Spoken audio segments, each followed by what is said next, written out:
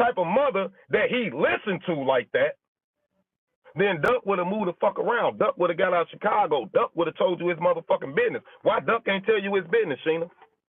Nigga man down now. If this bitch should've thought I freak her. I'm smoking loud, louder than your speaker.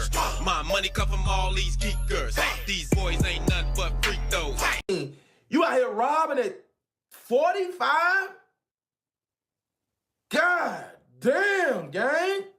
Life has treated you that bad to where you out here putting guns on motherfuckers, taking that shit, and you 45 years old. The nigga probably older than that. I'm 37. I know the nigga at least, he ain't no younger than 43. You know how niggas do. We gonna round some shit off to the nearest 10 or the nearest 5. Man, one of the guys sent me a text message, and he was like, man, you won't believe what I saw on social media. So I'm like, what? And he sent me a mugshot of Trenches Talk TV, Bandana Rose. And it's a slew of charges, you know what I'm saying? Bandana Rose got locked up for 3 charges. And one of them was like ILCX123 something, armed violence. So I'm like, armed violence, what's going on? So I looked up the charge, and Bandana Rose, y'all, got locked up for trying to take somebody at gunpoint. You know what I'm saying? He tried to rob somebody. It's holiday season. You know what I'm saying? I guess times got hard. You know what I'm saying? He got desperate. I don't know if he did a kick door. I don't know if he tried to rob the plug. But Bando tried to take some, bro.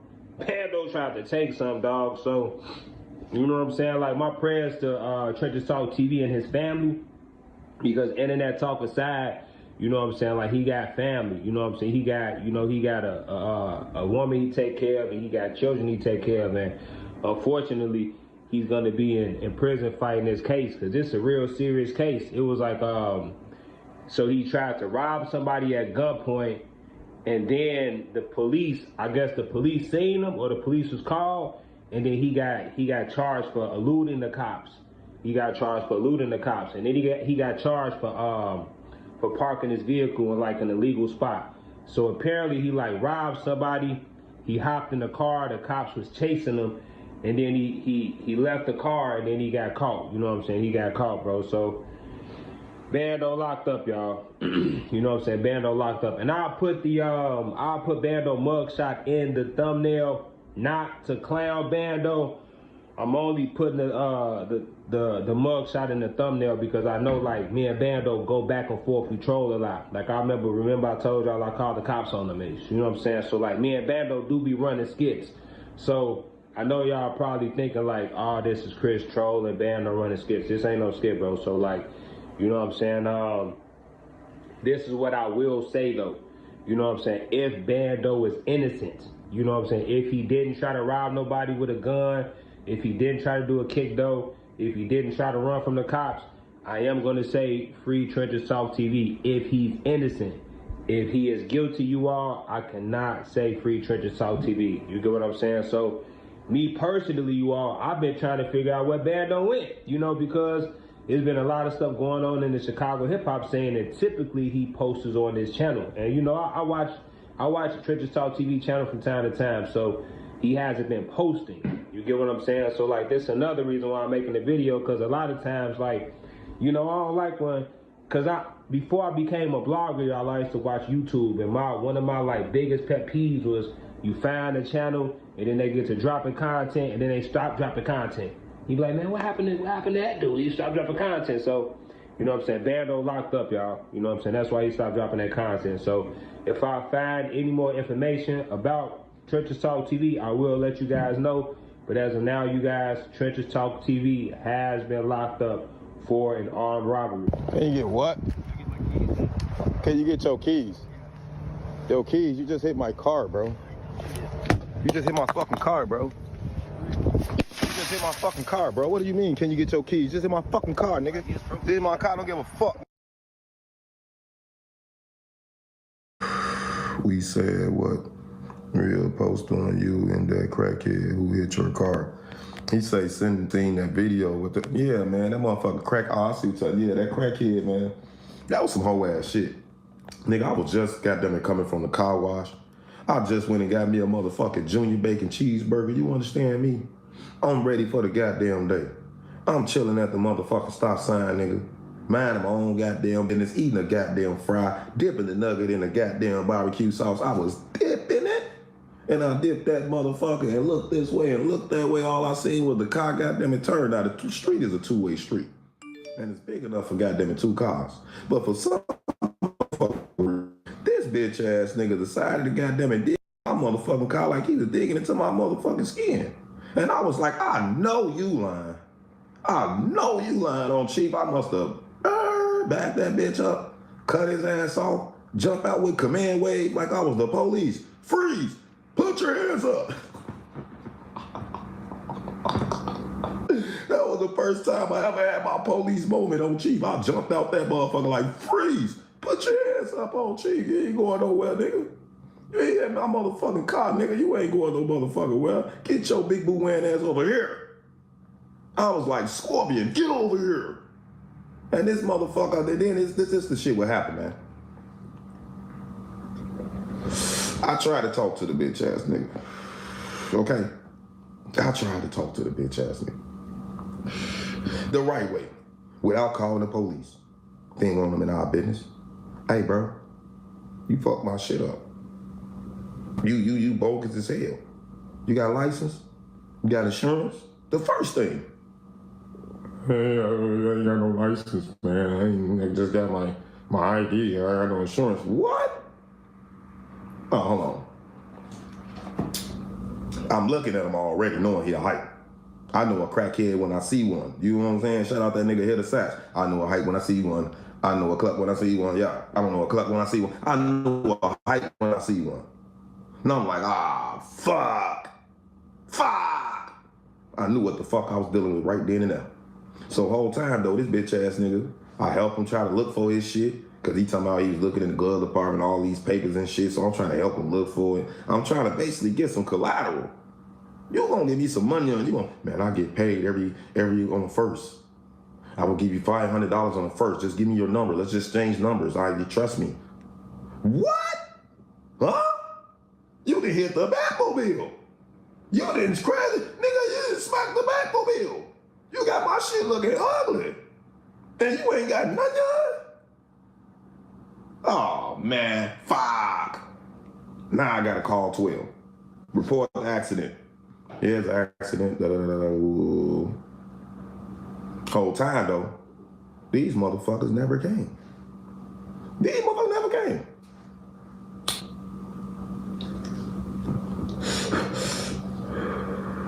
These motherfuckers never came. So by the police never goddamn came. I'm sitting there, I'm so motherfucking mad I could barely roll my motherfucking blunt. I'm smoking goddamn cigarette after cigarette. And what triggered me to goddamn go in on this nigga and fuck this nigga up is when that nigga asked for my motherfucking cigarette. Hey, can I catch that short? Whoa! This nigga say, can he catch my short? I must have jumped in my shit, reversed that motherfucker, parked that bitch to safety in a cut, came back with the pole and a motherfucking bat, and I went straight Louisville slug on his ass. I felt like Sammy Sosa and Mark McGuire. You can put it on a boy, yeah. Fucking this shit up. Since you can't pay, you gonna have to pay. Your damn self. You wanna fuck my shit up? You gotta goddamn it get your shit goddamn it fucked up too. You gotta pay too. On my soul. Yeah, that shit pissed me off.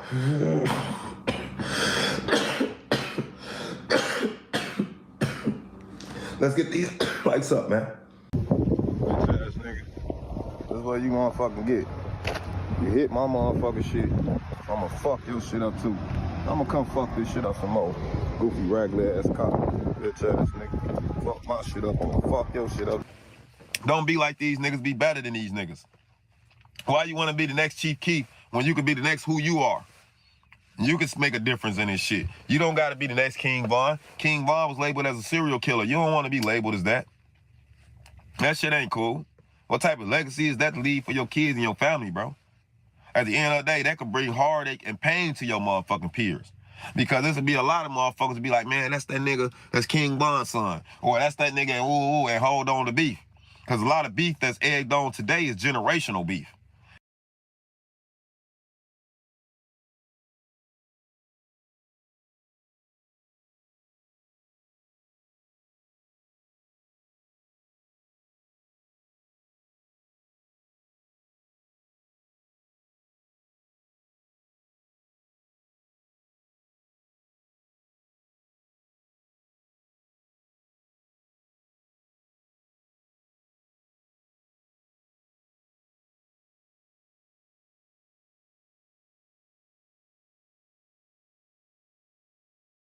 Bang, bang, bang, get money, gang. You know what it do. You know what time it is, you know?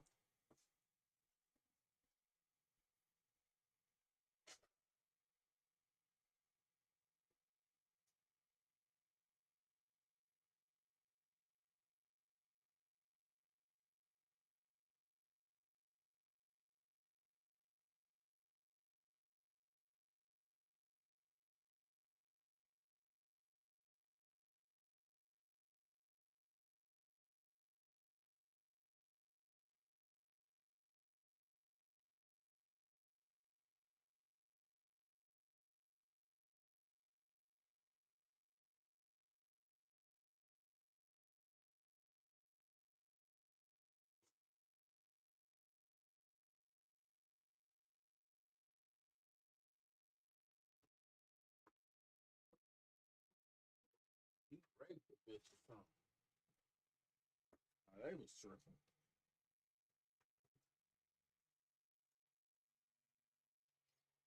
Now, this guy is serving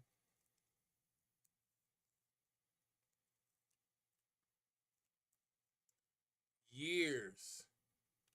I mean years, like 693 years to be exact. And he just did 25. He trying to get parole.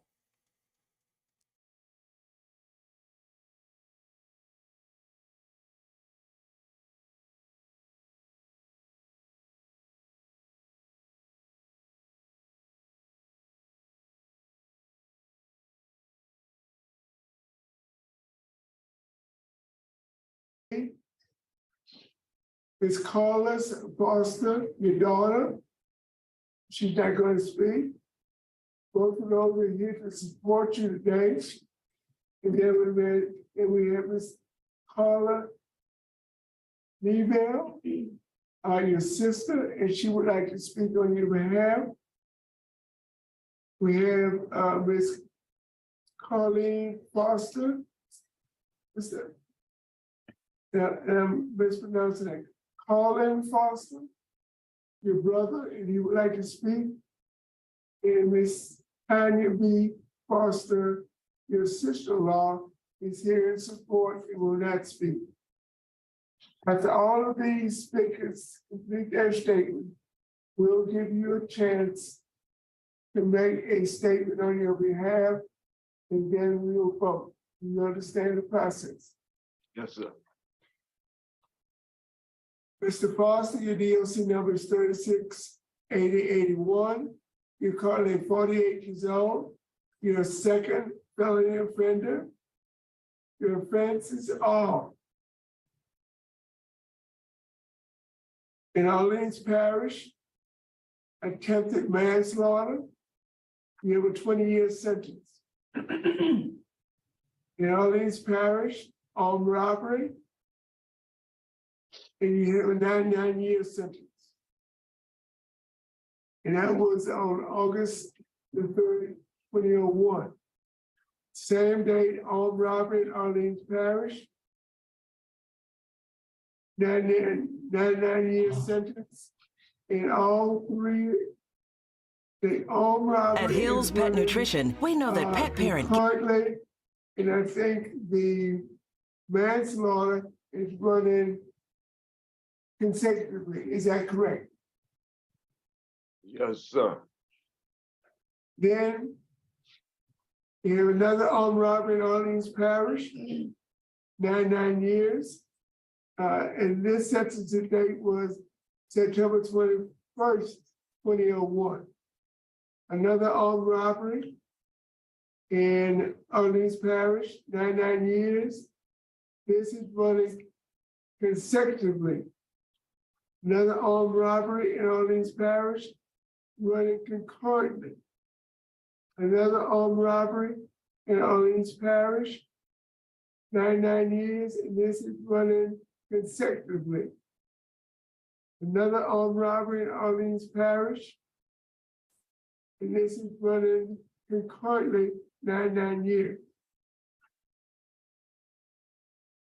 And two more armed robberies, both sentenced 99 years, both running consecutively each other and the other consecutives for a total sentence of 693 years. Is that correct?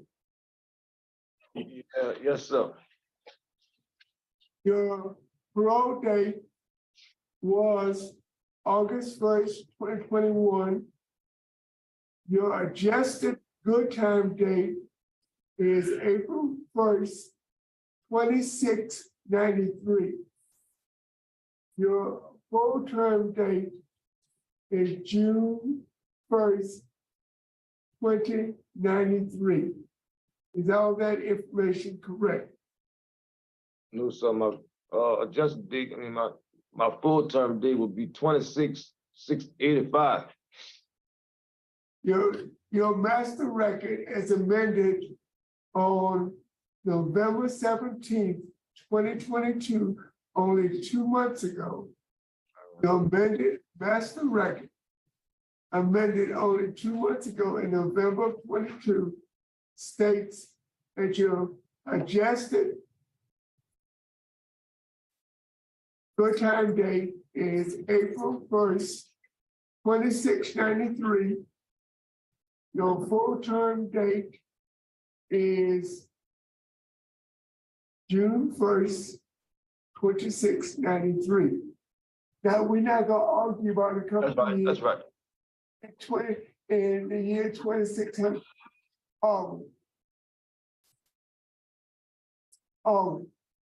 That's right. Okay. Your case has been assigned to Mr. Marabella. Would you please answer Mr. Marabella's question? Good morning, Mr. Foster. How are you? My name is Tony Marabella. Can you hear me okay? Yes, sir. Foster, how old are you, sir? 48, And you've been in prison for how long now? 23 years. 23 years. So what, you 25 at the time of the commission of these crimes? 24 going on 25, yes, sir. 24, 25, okay. Tell me a little bit about who you were back then, 24 years old. How far did you go in school back then? I have a GED. And When I did you started get your GED? From Scenic High School When did you get it? in 1992. Okay, so you had a GED back then, okay? Were you working at all? Part-time and ballroom part-time, stuff like that. Yes, sir. And did you drink or do drugs? No, sir. Went into Did you that. ever do drugs? I have done drugs in the past. When did you do drugs in the past? Well, when I was youthful, moved like around 17, 18 years old. I was younger. What kind of drugs did you use when you were 17 and 18? Marijuana, crack cocaine. How often were you using marijuana? Marijuana probably regular. Regular, every day? As much as I could get it. As much as I could get it. Okay, how often were you using crack cocaine? That wasn't really my thing, but you know, I did it before. I did it. When did you stop using drugs altogether? When was the last time you used any kind of drugs? Marijuana, crack cocaine, heroin, anything? I would say the last time I had drugs would be before I was convicted, right before I was convicted. And since I've been here. All right, well, let's talk about before you were convicted. How often were you smoking marijuana around 2000, I guess it was. When were you arrested for these armed robberies? In I'm sorry? 2000. 2000, June of 2000? How often were you smoking marijuana before you got arrested? Probably every day. Every Okay, chance I had. Okay, well, a little while ago, I asked you, drugs a problem, and you said no. I didn't say You drugs consider were a that problem. to be a problem when you were smoking marijuana every day? Yeah, I was smoking marijuana every day. I didn't ever say it was not a problem. It was a problem. It caused a whole lot of problems for me. Maybe I misunderstood you. Okay, Yeah, that's all right. Appreciate you being I'm sorry. clarifying that for me. What about alcohol? Did you drink alcohol? I'm not into alcohol. I can't Did handle you it. ever drink alcohol? I didn't drunk before, but not like drinking. I occasionally drinking, going, like a family function or something like that. But just drinking alcohol, that wasn't me. All right. Did you ever have any kind of drug or substance abuse treatment on the outside before you came to prison? As a child, as a minor, as a juvenile. As As a juvenile? Yes, sir. What kind of treatment did you have? I was in Methodist Psychiatric Hospital for drug abuse And when was that? in like late 80s, early 90s. I can't really be specific on a date. How long were you in the hospital? I did 90 days. Okay. When you came out, you went back to using marijuana? It would have been some years later. When I got out, I did time as a juvenile. Okay. And when you got out of prison, when you got out of your juvenile time, you went back to using marijuana Yes, sir. pretty much daily? Pretty much daily. Tell me a little bit about these let's talk first off about 1996. You were arrested originally for armed robbery. You went to trial and you were charged with illegal discharge of a firearm. What were the facts of that case? What was that about? Me and a guy had an incident and he told the people that I tried to rob him. I didn't rob him, never robbed him, but it was behind a drug deal going bad. Okay. And You went to trial or did you plead guilty? I went to trial. Yeah, you went to trial for armed Yes, sir. robbery and found you guilty of illegal discharge of a firearm. Just trying to find him. Well, let's talk about all these armed robberies in 2000. There was an armed robbery in May 7th, May 17th, May 30th, May 31st, June 2nd. Tell me about all those armed robberies. I was doing some things I shouldn't have been doing. I did a lot of stuff I shouldn't have did, stuff that I'm not proud of. Tell me what you did. I robbed some people and did some things. I committed crimes that I really feel sorry about right now. That I shouldn't have did a long time ago. Let me ask you this. Were you on drugs at the time? It wasn't really based on me being on the drug. I'm not even gonna blame it on that. Well, why did you commit all these armed robberies? I just was in between living places and not having my own spot or whatever, and I just made some bad choices. Never had, if I didn't have money, I just was doing what I, could do to survive. Let me ask you this. Now, you went to trial, didn't you? Yes, sir. For how many armed robberies? Was it 14 or something like that, 12? Something like I can't remember the number. Okay. And you took the stand and you told the judge, and wasn't you didn't do it. Why'd you do that? Yeah, I was trying to deny. I was trying to get where I wanted to go home. I wasn't trying.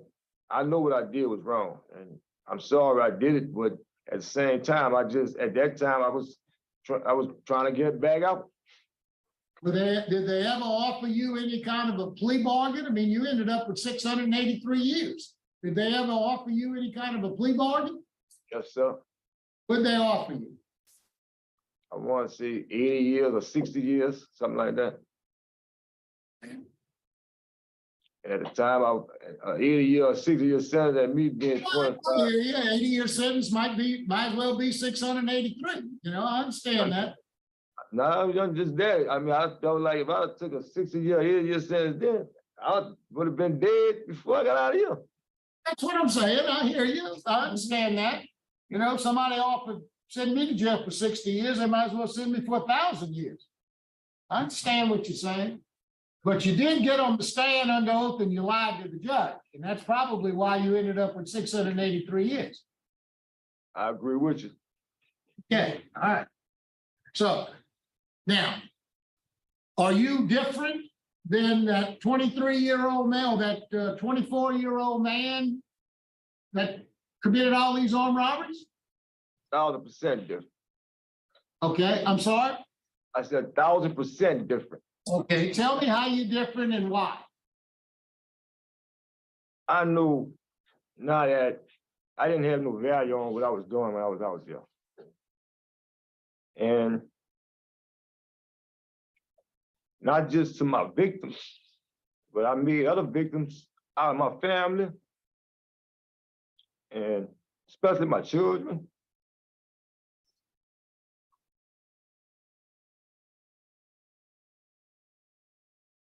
I just made a lot of bad decisions coming up, and I know I heard more than just the people that I robbed or, you know, the incidents with them incidents. I made victims out of my family, myself, society, period. And it was just a bad choice that I made that led to this. And I know now, if I could have did it all over again, I'd have never did that. Let me ask you, when I asked you a little while ago about marijuana, when was the last time you did marijuana? You've been very honest with me, and I appreciate your honesty. When was the last time you smoked marijuana while you've been in prison, or had drugs of any kind while you've been in prison?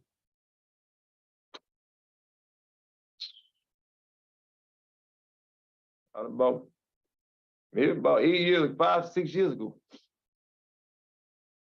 Now, you've taken a few programs. You took Living in Balance and you took Cage Your Rage, both of those back in 2011.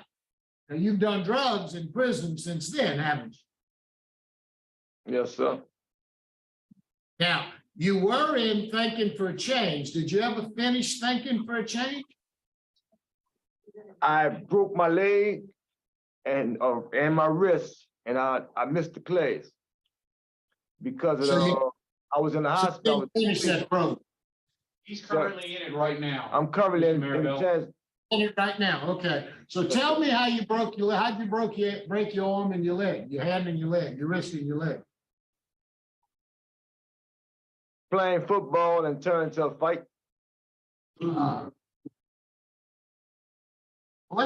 we're talking about that, let's talk a little bit about your disciplinary record. You've been in jail, been in prison for 23 years. And you've had, how many write-ups have you had? I'm not sure. Okay. I don't know right offhand. Right. I have a lot of contraband charges like cigarettes and stuff, and a lot of them, which, you know. 41. You've had 41 total write-ups. All right. But you had 10 of those write-ups in the year 2021. And your last write-up was about 14 months ago. Usually when we see people that come in prison, oftentimes they get a lot of write-ups when they first come in, and then they taper off, and then they gradually don't have any more. But here, all of a sudden, you know, you got more recently than you had before. What's going on with it? What happened was, I won an appeal in July 27th. I think I got it with me. Hold on. Yeah, I won an appeal. There you go, right here. I had won my appeal in July 27th. July 27th, I won an appeal from an incident that occurred on 5/14. What year? 2021. And I won. Okay. I had an appeal granted. Which one in 2021? A contraband charge. Rule 1. All right, so you had a write-up on May the 14th of 2021. October, You had two write-ups on May 14th. May 14th, two of them. One of which was contraband. So you won that appeal? Yes, sir. Okay, in October the 11th of 2021, October 12th of 2021, October 20th of 2021, October 25th of 2021, and November 4th of 2021. You had write-ups. All work offenses. All work offenses. I was in the working cell block, and at the time, I was trying to get out of the working cell blocks already because I had won my appeal, and they never granted. I mean, I was never, the appeal was never acknowledged, even after I won it. So I stayed in the cell blocks with the work offenses. That's where the work offenses came from, because I mean, I wasn't trying to, I was really trying to make a point that I wasn't supposed to, by me not supposed to be in the working cell block at the time. That's why I kept catching the write-up, the same write-up, because it was only, I felt like it was only fair that I wasn't even supposed to be in the working cell block from the beginning. I already had won my appeal and was supposed to be back in population already. Pertaining from the Department of Corrections, from the Secretary of the Department of Corrections had granted appeal. Mr. Foster, let me ask you, where are you going to live if you get out? Right now, with my daughter. Where's that going to be? In Metairie, Louisiana. And what kind of work are you going to do? Right now, I have two offers. I have one with a painting and wallpapering company, and I have another one with my cousin. He wanted me to drive a truck for him as with his courier service. Well, let me ask you this: what's your plan to stay sober? Right now, I know with the parole system, I can't afford to be on those drugs and go take a dirty urine and have to come back here. Well, I mean, you probably knew that before, and you told me you've had a number of write-ups for contraband in prison, smoking marijuana in prison. I mean, I know. What is your plan? Your plan is, oh, well, I don't, I might get caught, so I'm not going to do it. That's never stopped you before. What's your positive plan to stay sober? I know I want to make things right with my family. I want to make amends with myself. And what I've been lately, I haven't been doing those drugs. So I don't need it. I really don't need it. I really don't. Well, you're asking this board to let you out. You smoke marijuana pretty much every day of your life. Now, you said, oh, well, that had nothing to do with my armed robberies. I don't believe that. You were smoking every day. You smoked while you were in prison. If you get out, and if you don't have a plan to stay sober, you're going to go right back to it. So my question to you is, how saying Carl Foster's got a good plan? He's going to get out of prison, and he's not going to go back to smoking dope every day and doing crimes. So tell me why I should believe that. Not because you think it's true, not because you want to prove to your family you can do it. Sure, you've got all those responsibilities and all those wants. I understand that. Tell me how you're going to stay sober.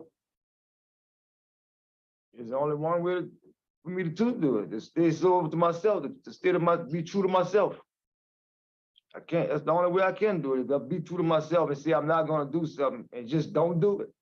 And so you think it's a choice. So you think it's a choice. It's basically a choice. Doing drugs is a choice. You don't think you're you don't think you're a drug addict? I never considered myself. I've abused drugs, and some people be in denial. I was in denial of that, I guess. But right now, I'm not. It's not on my mind. It's not nothing I want right now. Said you were in denial? Sir? Said you were in denial? I didn't have denial stages, a lot of them. And right now, it's not. I mean, I just don't have that urge for that. I feel like I need to be, if I'm going to be a better person, I can't be doing the drugs. I agree with all of that, but I want to know what tools you're going to employ to make sure you don't do that again. Prayer. What? A lot of prayer. Mr. Foster, I just want to tell you one thing. I'll tell you a little bit about me. 14 years, I was a judge and I ran a drug court. I presided over a drug court. I have heard so many people say exactly what you said. No, it's a choice. I can go out and I can choose to do it. That's BS. Drug addiction is a disease, and it's not a choice. If it were a choice, it'd be very simple. It's not. You're going to go back out there. You're going to have all the same pressures you had before you were out there. You're going to go right back to doing drugs. You're going to find yourself right back in prison. You need to have a plan, which you don't seem to have, except prayer. That's a good thing. Prayer is an excellent thing. But prayer isn't going to do it. Prayer alone is not going to do it. You have to have a plan. Have you ever gone to an AA meeting? Yeah, Bill, on the street. When? If I done had AA meetings up here and substance abuse meetings, we have all that. We have all those type of classes. I understand you have all of those things, but you didn't mention anything to me about that's what you're going to do when you get out. Do you know anything about the 12 steps? Yes, sir. What do you know about the 12 steps? That there's, 12 steps to recovery. There's 12 steps to recovery. Now, I can't record them one by one. I cannot sit here and quote them one by one, but I know it's a 12-step program in every drug program. And you know about it, but have you lived it? Is that a blueprint for your life? Have you thought about that? Really, I need to be living by I feel like I need to live more according to the Bible than anything. I messed up. I know I messed up, Mr. Morrell. And all right. If I only way to get myself together is if I use that Bible. Thank you. Now, Warren, what can you tell us about Mr. Foster? Been pretty thorough, Mr. Marabell, on getting the history and questioning him related to his time here at Angola. He has been in and out of cell blocks, and he did have these in October to November of 21, had these 5 write-ups related to aggravated work offense. And with these write-ups, once you get one and then you get the second, the appeal prior to really doesn't come into play. If you continue to not do what you're supposed to be doing, you're going to continue to get write-ups. So since then, while he has been out in dormitory setting, he is a barber as far as his job here. Thank you very much, Warren. I appreciate you coming. Thank you, Mr. Marabella. Ms. White? I just had one question about your barber. Are you a licensed barber or are you a self-taught barber? Well, self-taught, really. Good. I've been doing it so that was about 12, 13 years old. That's a good skill. All right, that's all I wanted to know, Chairman. Warren Falco, I have one question. Yes, sir. Was that contraband write-up in May of 2021 ever appealed, and did he win that appeal? That's the paper right here. Hand me that paper real quick. You didn't find out before, that'll tell you.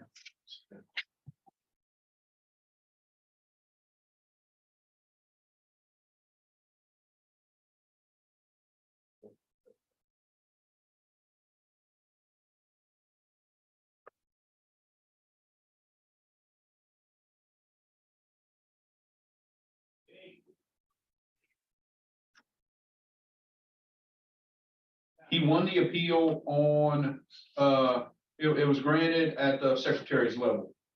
That would have been granted on July 27th of 21. Okay, thank you. Sure.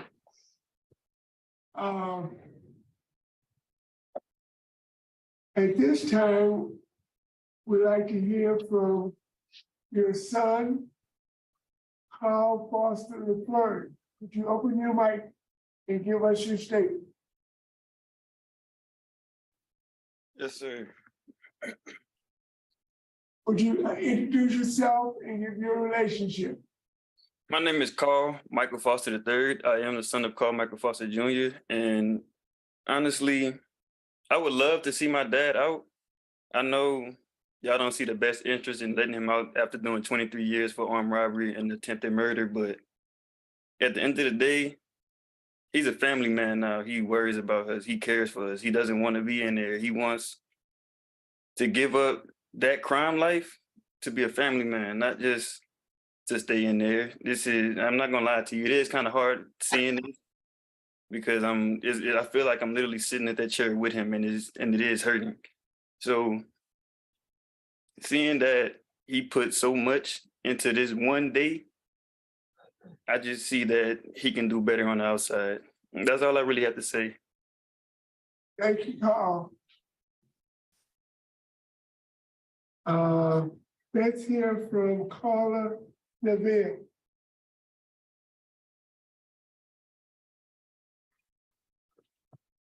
Neville? Yes. Can you hear me? Yes. Okay. My name is Carla Neville, and Carl Foster Jr. is my little brother. And I just feel like, I know y'all have him, they charged him, and he was found convicted of all these armed robberies and manslaughter. And I just feel like he served his time for those crimes. And what bothers me is the system will allow a person who took someone's life to get out sooner than a person that commits armed robbery. And a life is more valuable than any material merchandise or money. I've been supporting my brother since he was incarcerated, and I'm gonna continue to support him. I'm gonna give him all the encouragement. I'm a child of Elohim, and I plan on giving him all the knowledge and wisdom that I have. I'm gonna hold him, like I've been doing, accountable for when he do things that he shouldn't be doing.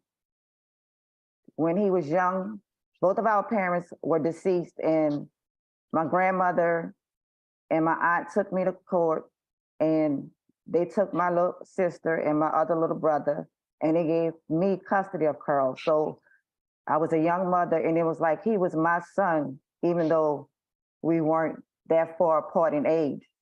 And I'm just gonna be there for him because I feel like my mom and daddy would want me to do that.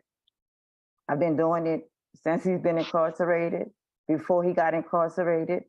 And honestly, something happened years ago that he was running the streets, this when he was a young teenager, and it hurt me, but I was looking out for his best interest. And he came to my house and he asked me, could he take a shower and get clean? And I said, yes. And I knew they had a warrant out for him. And I called the police and told them he was in my house. And when he came out the bathroom, they were waiting for him.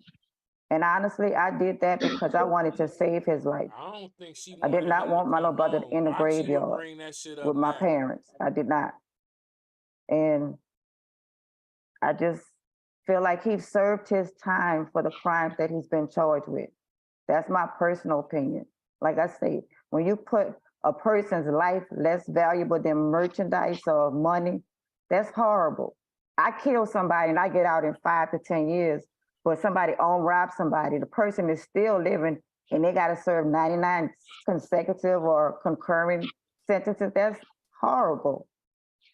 Life is the most precious thing on earth. Was he wrong? He was definitely wrong. I'm not gonna say he was right because he didn't have that to do and he shouldn't have been robbing nobody. We weren't raised like that. Ms. Neville, can you wrap it up? Yes, I can.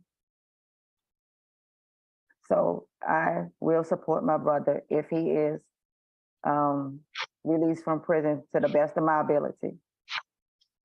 Thank you, Ms. Neville. You're welcome.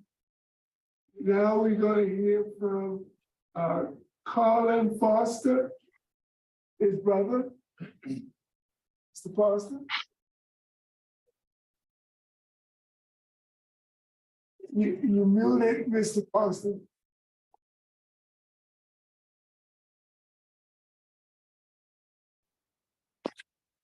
Yes, my name is Carlin Foster. the younger brother of Carl Foster. I think my brother struggled just now trying to articulate some of what he was saying. I do believe he has the family support around him to get the help he needs. My brother shared with me some things that I probably shouldn't repeat, but as a child, he experienced some things that he never got help for. My brother has been incarcerated several times, and the word incarceration, there's supposed to be help given to people to rehabilitate. He's never been given that help. Never. Was he wrong for what he did? Yes, and I tell him not self. But he has the support system around him to not go back to that life. I believe he does deserve a second chance, just like any man does. I believe he needs help in maintaining that second chance at life.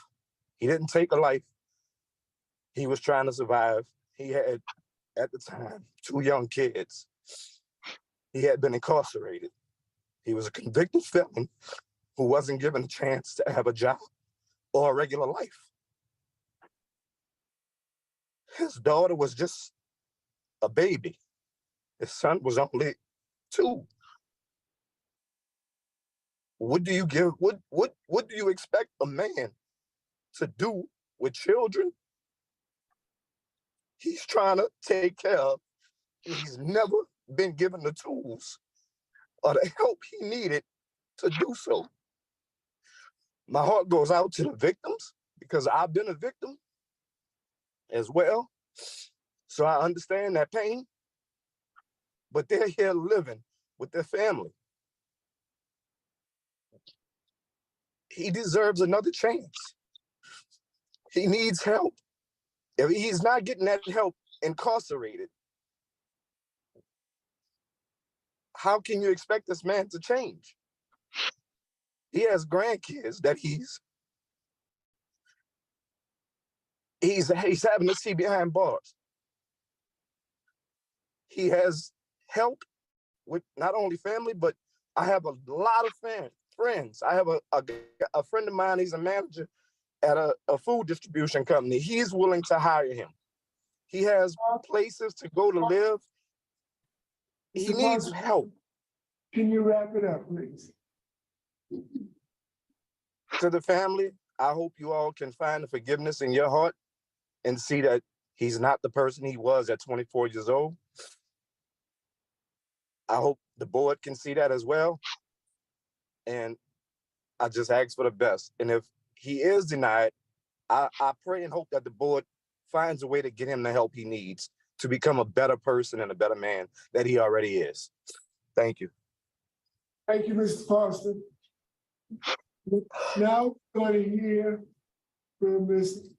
Doris Davis. Ms. Davis, okay.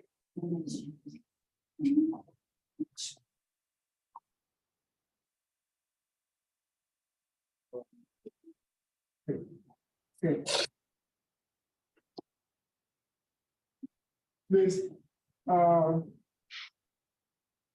Doris. Yes. Good morning. Good morning. I am Doris Davis, and I am the wife of the victim.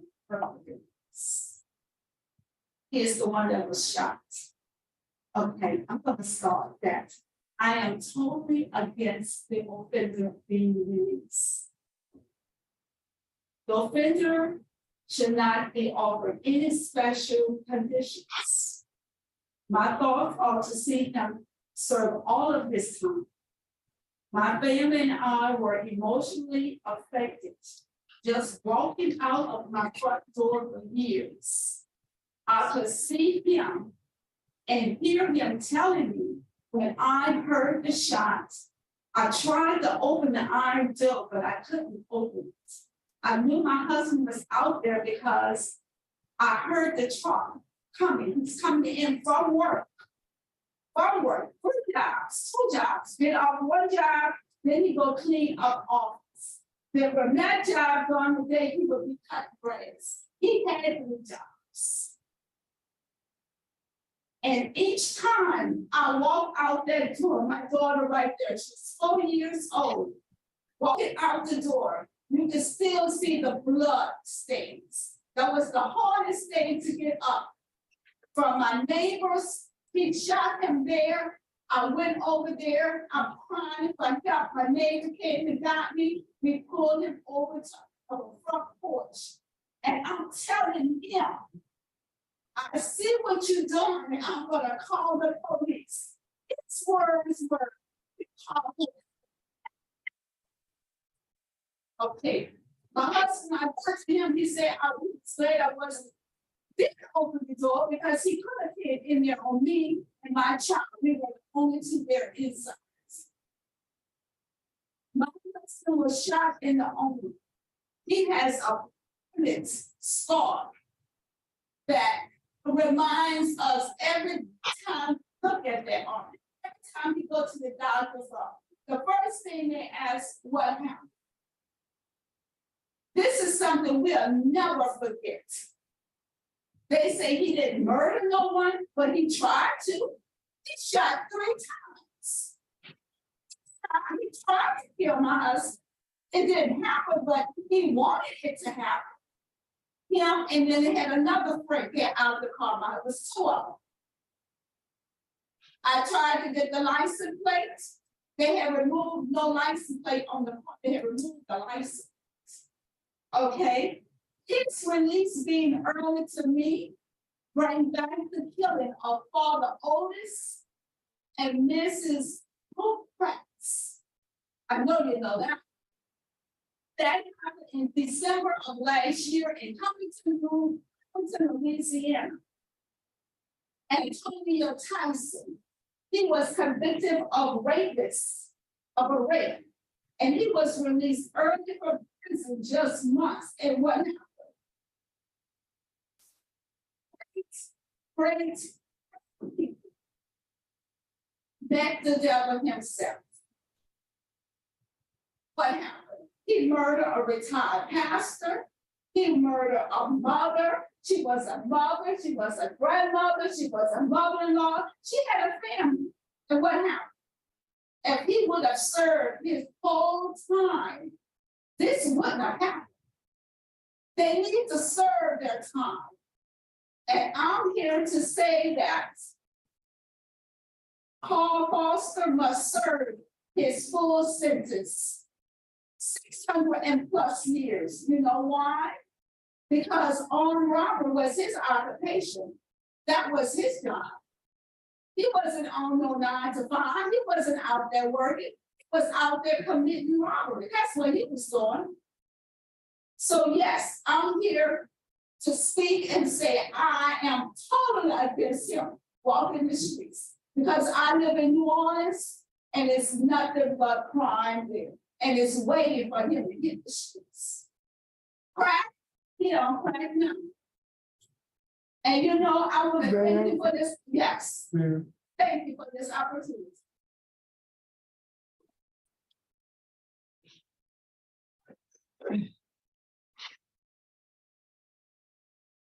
Mr. Foster, would you like to give us a brief statement before we vote? I want to say that I appreciate my family being here for me. And I'm listening to Mrs. Davis that said I'm on crack or whatever, which my life has changed. I'm not that person anymore. I'm not that person. I wouldn't address that. Just tell us why you think we should release you early. I'm a different person now. I did what I did, and I'm sorry. I can't say I'm sorry enough. I made some terrible mistakes. And if I was given a chance right now, I'm not coming back to this. I've been here 23 years. I'm tired. I want to get out and be a godfather, a grandfather, and a father to my children. Anything else, it's over with. I'm tired. Ain't nothing else. I'm so tired, bro. I beg for y'all mercy. That's all I can do. Because I'm tired of this place. I've been here 23 years. Thank you, sir. Thank you, sir. Is the panel ready to vote? Mr. Marabella. Thank you, Mr. Chairman. First off, I'd like to thank all of the people who spoke today, the supporters of Mr. Foster, the family of the victim. We have heard both of you sides today. There are consequences to crimes. While it's true, no one was murdered, someone was shot. Live with that forever, as it's been explained today. Facts of the case, the criminal history, those are things that we take into account when we make decisions. But primarily our responsibility is to determine not so much who Carl Foster was 22 years ago, and not so much what he did, although that's a factor. We are to look and see who Carl Foster is today. He's a 48-year-old man in prison. And I can tell just from the interview, he's come a long way. There's no question he has tremendous family support. He's got a good family behind him. He's got people who love him. He's had a difficult upbringing, apparently, as many people have. And I certainly understand that, and I appreciate it. As his brother pointed out, he was never given the tools that he needed, and he needs some help. My concern today for Mr. Foster, in terms of who he is and whether he gets out today or he doesn't, is I don't believe he's got the tools to be able to stay off of drugs. He's used drugs while he's been in prison. I believe, from my experience, that it's likely with the world situation the way it is, the stressors in life, he's likely to go back to using drugs and find himself right back in. He's 48 years old. To a 76-year-old man that sits here today, that's young. He's got a lot of life left. I believe the Department of Corrections has some excellent programs. I do not know why Mr. Foster has only taken a couple of programs. He took Living in Balance in 2011, Cage Your Raid 2011, yet he went on to continue to smoke marijuana after that. He is in a good program now, Thinking for Change. That's an excellent program for him, but it's not a substance abuse treatment program. That's something that he needs. We have excellent long-term substance abuse treatment programs in the Department of Corrections. Steve Boyle, for example, is a program that I think you could greatly benefit from, Mr. Foster. It'll help you understand your triggers. It'll understand what the things are that gravitate you to go back to using drugs. But more importantly, it'll give you the tools to be able to prevent those things from happening. You've come a long way. I believe you've got a little further to go. You're young. I hope that you can get in the Steve Hall program or some program like that. But for today's purposes, my vote would be to deny, but I would encourage you to take more programs, especially try to get into a long-term substance abuse treatment. That's my vote. Ms. Wise? To the Davis family, I appreciate the courage that it took for you all to be here today and participate in the process. I thank you for that. Call to your family. You have a beautiful family. One thing that you said that I totally agree with, and I wanted to become your mantra. You said, I don't need this. Keep saying that to yourself. I don't need drugs. You said that. You figured it out, because they were there before when you were doing all this. And also you said you didn't have no other way to support. You had a skill of cutting hair. You have a skill. You have a good financial, you have a skill. I concur with my colleague. My vote is to deny as well. You have a victim opposition. Your fair institutional record, those write-ups, that's very concerning. I urge you to reapply when you're eligible for a rehearing, hopefully after you don't have any more write-ups and you've had some substance abuse, whatever's available to you in the area of substance abuse. Sit on the front row and really get it. Best wishes to you, sir. Thank you, Ms. Wise. Mr. Foster, I want to give you a piece of advice. The next hearing is going to come up when you're eligible. You must stay right up free, and you must enroll in some programs to bolster your chances for release. You have a 693-year sentence.